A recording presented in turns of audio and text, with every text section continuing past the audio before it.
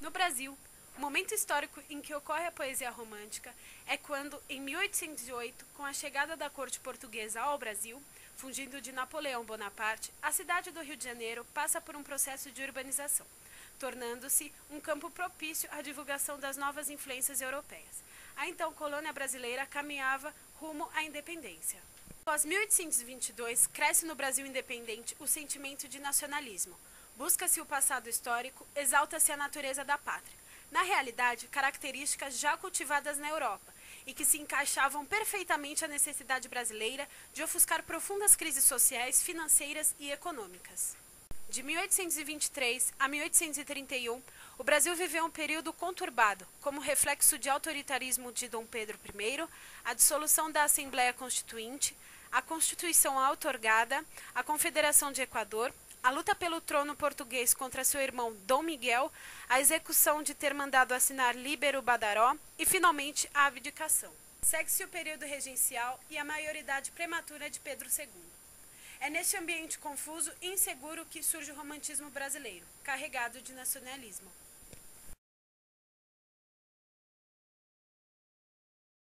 A primeira geração da poesia romântica tem como principais características o nacionalismo, a lusofobia, a religiosidade e a promoção do índio como representação do homem brasileiro. Já na segunda geração, prevalece o individualismo, o pessimismo, a morbidez, a erotização da mulher, o tédio, o medo, o ceticismo, a angústia, o amor e a felicidade como sentimentos inatingíveis, o egocentrismo, a tristeza, a solidão, a melancolia e o subjetivismo. Na terceira geração, o sentimento nacionalista retorna e a poesia possui cunho social e político, como a presença de ideais abolicionistas e liberais.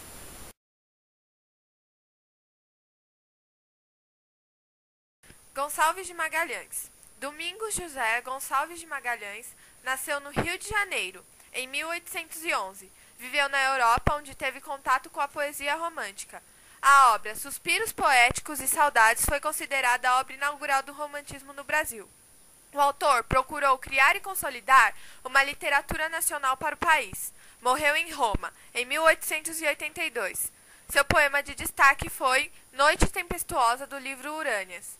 Suas obras foram Suspiros Poéticos e Saudades, de 1836, Urânias, de 1862 e Cânticos Fúnebres, de 1864. Gonçalves Dias. Primeiro grande poeta do romantismo brasileiro. A temática indianista que caracteriza sua obra apresenta forte colorido e ritmo. Seu grande poema indianista, Os Timbiras, ficou incompleto, pois durante o naufrágio em que o poeta morreu, perderam-se também os textos. Além da vertente indianista, também se destaca a lírica amorosa, mas não apresenta a passionalidade. Aqui, a mulher é sempre um anjo, idealizada, numa ótica platônica. Suas obras principais foram Juca Pirama, Os Timbiras, Canto do Exílio, O Mar, A Noite, A Tarde. E seus livros principais foram Primeiros Cantos, de 1846, Segundos Cantos, 1848, Cestilhas de Frei Antão, 1848, Últimos Cantos, 1851, Os Timbiras, Cantos, 1857.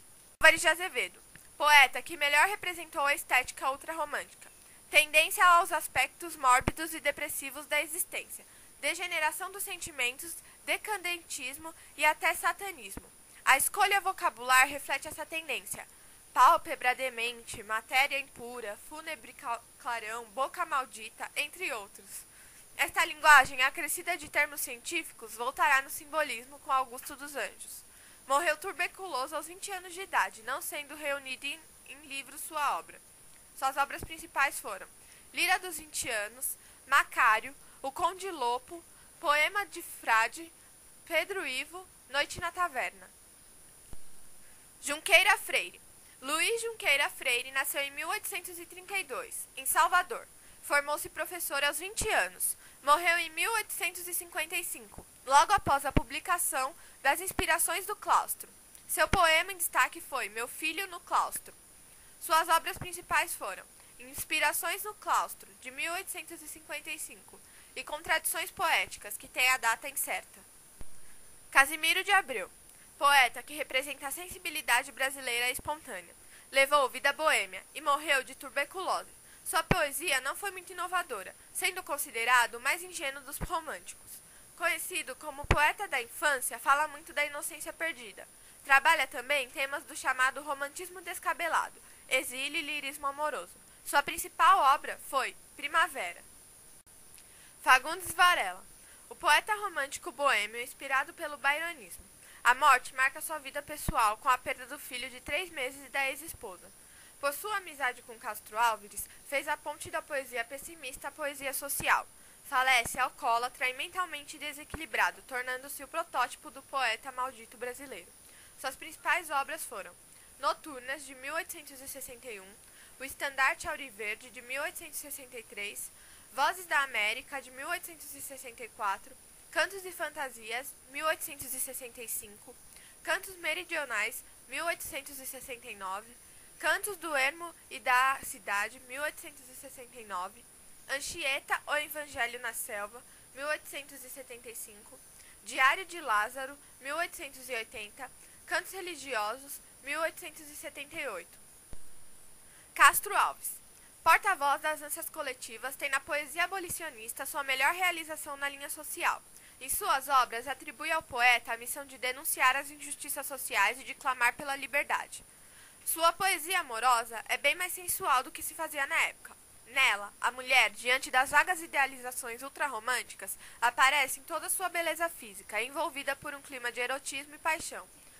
Como a maioria dos poetas românticos, morre cedo, aos 24 anos de idade.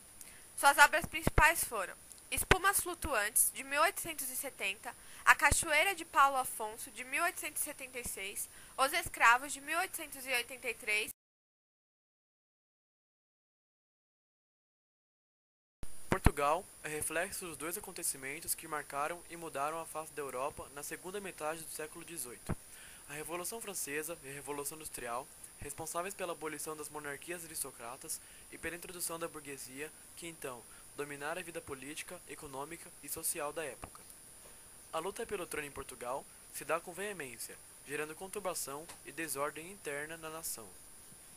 Em 1825, Garrett publica a narrativa Camões, inspirando-se na epopeia Os Lusíadas.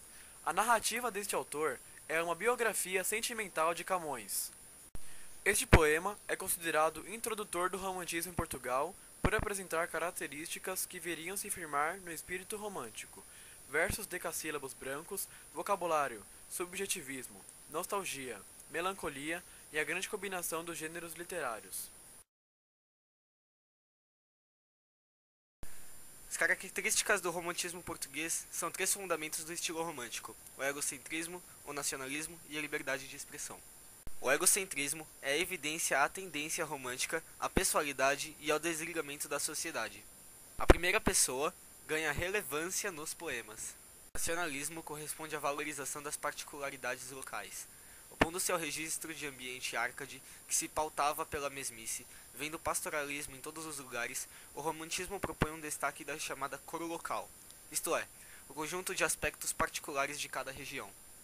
A liberdade de expressão é um dos pontos mais importantes da escola romântica. Pretendendo explorar as dimensões variadas do seu próprio eu, o artista se recusa a adaptar a expressão de suas emoções a um conjunto de regras pré-estabelecido. Como decorrência da supremacia do sujeito na estética romântica, o sentimentalismo ganha destaque especial. A emoção supera a razão na determinação das ações das personagens românticas. O amor, o ódio, a amizade, o respeito e a honra são valores sempre presentes.